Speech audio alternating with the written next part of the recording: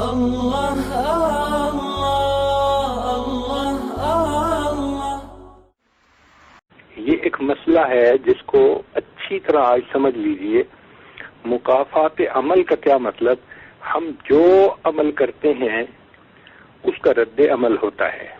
نیک عمل کریں گے، اللہ کی طرف سے برکتیں ہوں گی، نعمتیں ہوں گی، اللہ کی طرف سے ہمارے اوپر احسانات ہوں گے۔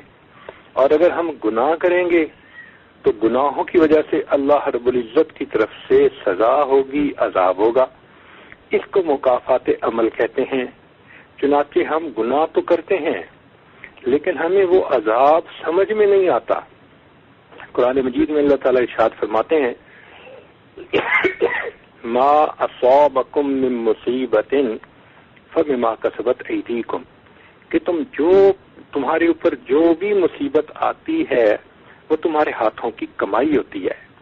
تو معلوم ہوا کہ ہمارے اوپر جو مصیبتیں آتی ہیں وہ ہاتھوں کی کمائی۔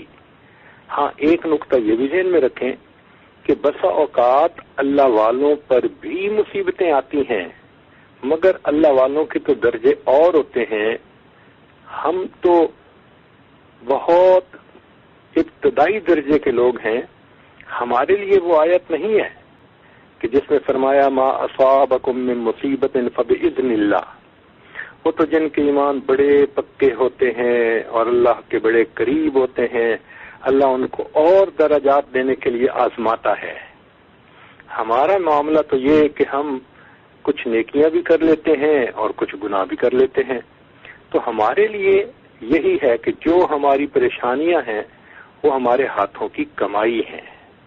جب کہا میں نے کہ یا اللہ تو میرا حال دیکھ، حکم آیا میرے بندے نامہ اعمال دیکھ، تو ہم گناہ کرتے ہیں اور اللہ تعالیٰ اس کے جواب میں پریشانیاں، مصیبتیں، بیماریاں، بے برکتی یہ چیز بھیج دیتے ہیں، مگر ہم اس کو سزا سمجھتے نہیں۔ عجیب بات ہے کہ خود ہم کہتے ہیں وہ جی بیٹی کا رشتہ آتا ہے لیکن خوش بھی جاتے ہیں، دوبارہ نہیں آتے۔ وہ جی میرے بس ڈیل ہوتے ہوتے رہ جاتی ہے۔ یہ جو کام ادھورے رہے، یہ جو بات ادھوری رہی، اس کی بنیادی وجہ بے برکتی ہوتی ہے، اور یہ بے برکتی گناہوں کا نتیجہ ہوتی ہے۔ اسی طرح پریشانیوں کا آنا یہ گناہوں کی وجہ سے ہوتا ہے۔ ایک اور آیت میں اللہ تعالیٰ فرماتے ہیں یا ایھا الناس انما بغیکم علی انفسکم، اے انسانوں تمہاری بغاوتیں تمہاری اپنی جانوں پر۔ تو جو گناہ ہم کرتے ہیں اس گناہ کا اثر ہمارے اپنے اوپر آتا ہے، سزا۔ ہم اس کو سزا ہی نہیں سمجھتے۔ ایک جگہ اللہ تعالیٰ فرماتے ہیں وَلَا يَحِيقُ الْمَكْرُ السَّيِّئُ إِلَّا بِأَهْلِهِ، کہ انسان جو بھی مکر کے معاملات کرتا ہے اس کا اثر اس کے اپنے اہل پر پڑتا ہے۔ چنانچہ ہمیں چاہیے کہ ہم اپنی زندگی پر نظر دوڑائیں اور پھر یہ دیکھیں کہ ہمیں آخر یہ پریشانیاں کیوں آتی ہیں۔ ان کی بنیادی وجہ در حقیقت ہمارے اپنے گناہ ہوتے ہیں۔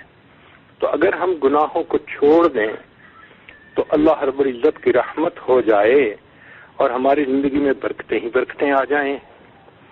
اس کو کہتے ہیں مکافات عمل کا پکا یقین ہونا۔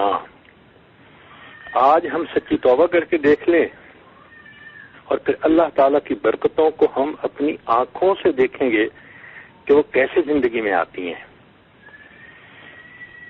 ہمارے اکابر فرماتے ہیں کہ اگر مسلمان اللہ کی مان کر چلے گا تو اللہ اس کو امام عالم بنا دیں گے، اور اگر اپنی من مرضی کرے گا تو اللہ اس کو غلام عالم بنا دیں گے۔ اور اس بات کی حقیقت کو آپ اپنی آنکھوں سے دیکھ بھی سکتے ہیں۔ چنانچہ ایمان لانا یہ ایک نعمت ہے، اعمال کرنا یہ اس کے بعد دوسری نعمت ہے۔ آج اعمال نہ ہونے کی وجہ سے ہم پریشانیوں کا شکار ہیں، اور ہماری زندگی دیکھنے میں مسلمان والی ہے، اور اگر حقیقت دیکھیں تو منافقت والی زندگی ہے کہ ہم ظاہر میں اللہ کے دوست بنے ہوتے ہیں اور تنہائی میں اللہ کے دشمنوں والے کام کرتے ہیں۔ اسی کو منافقت کہتے ہیں کہ احکام اگر مرضی کے مطابق ہوں تو انسان مان لے، اور اگر اپنی خواہش کے خلاف ہوں تو پھر احکام کو رد کر دے۔ اس لیے جس انسان نے اللہ رب العزت کا قرب چاہنا ہو، اسے چاہیے کہ اعمال کو اپنائے۔ عمل سے زندگی بنتی ہے جنت بھی جہنم بھی، یہ خاکی اپنی فطرت میں نہ نوری ہے نہ ناری ہے۔